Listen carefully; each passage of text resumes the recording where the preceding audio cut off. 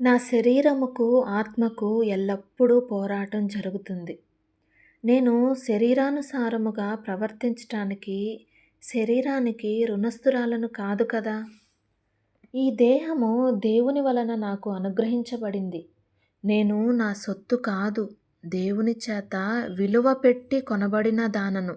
శరీరానుసారమైన మనస్సు దేవునికి లోబడదు. అది ఏమాత్రం లోబడ్డానికి ఇష్టపడదు. మరి అలాంటి శరీరాన్ని నేను నలగొట్టుకొని లోపరుచుకోలేకపోతే నేను భ్రష్టురాలనవుతాను కదా దేవా! సజీవ యాగముగా నా శరీరమును దేవునికి సమర్పించుకోకపోతే నా ఆరాధన నీకు యుక్తముగా, అంగీకారముగా ఉండదు కదా దేవా! పూర్వపు అజ్ఞాన దశలో నాకుండిన ఆశలనే నేను ఇప్పటికీ అనుసరించి ప్రవర్తించిన ఎడల అమూల్యమైన, నిర్దోషమైన ఆ క్రీస్తు రక్తము యొక్క విలువను ఎరుగని దానిగానే ఉన్నాను కదా! నా శరీరమును దాని ఇచ్చలతో, దురాశలతోనూ సిలువ వేసుకోలేకపోతే నేను క్రీస్తు సంబంధిని ఏ విధంగా అవుతాను?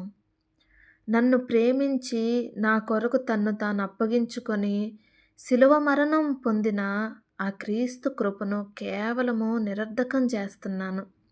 ఆ శిలువ త్యాగాన్ని ఎరుగనన్నట్టుగానే ఉన్నాను.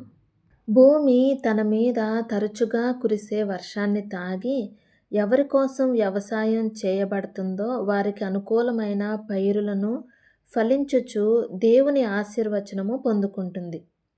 అయితే ముండ్ల తుప్పలను, గచ్చతీగలను దాని మీద పెరిగిన ఎడల అది పనికిరానిదిగా శాపం పొంది అది కాల్చివేయబడుతుంది. అలాగే ఒకసారి వెలిగించబడి దేవుని ప్రేమను రుచిచూచి దేవుని శక్తిని అనుభవించిన తర్వాత కూడా తప్పిపోతే వారు యేసుని మరలా సిలువ వేస్తున్నారు కదా! బాహాటముగా ఆయనను అవమానపరుచుచున్నారు కదా!